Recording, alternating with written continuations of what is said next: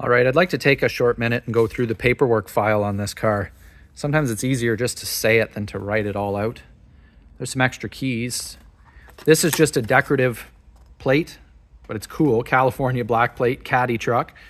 That was on the front.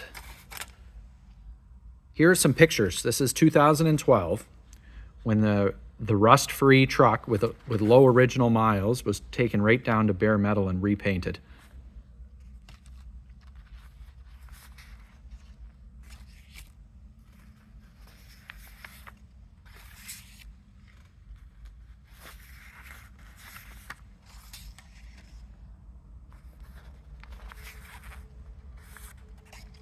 This is a copy of a newspaper article, the Lima News. These trucks were built in Lima, Ohio at Custom Coach.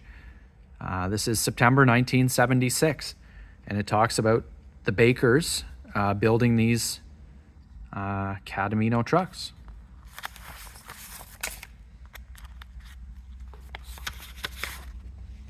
Now, this is where what I really wanted to show you guys. This truck, the current owner is a very particular collector, and he likes his stuff perfect. So after he purchased this truck, he took it to Vintage Garage, a very reputable garage here in Ontario, and they did a full inspection of the truck. Very detailed inspection. They even took photos. I want to show you some of them. You can see here there's the smallest little engine oil leak, leaking from engine intake manifold. That was corrected. I'll show you the invoices when we're done with this documentation here.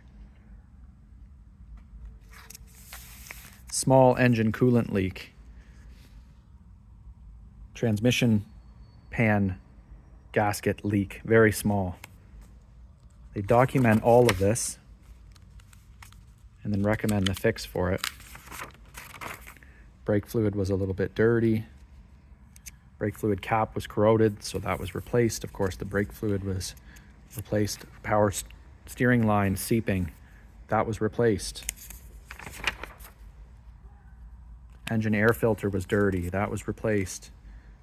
They rewired the fuel sending unit. They did the front brakes.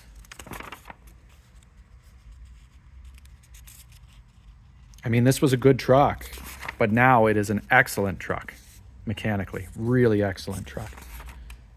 Completely gone over. Distributor cap was slightly corroded and it was replaced. Spring spacers, so it got new springs and air shocks in the rear. And that can all be seen here.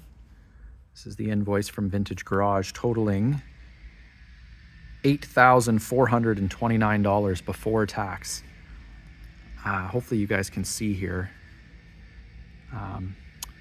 Adjust climate control cables, replace rear wheel cylinders, replace rear air shocks, replace idler arm and steering center link, replace washer pump.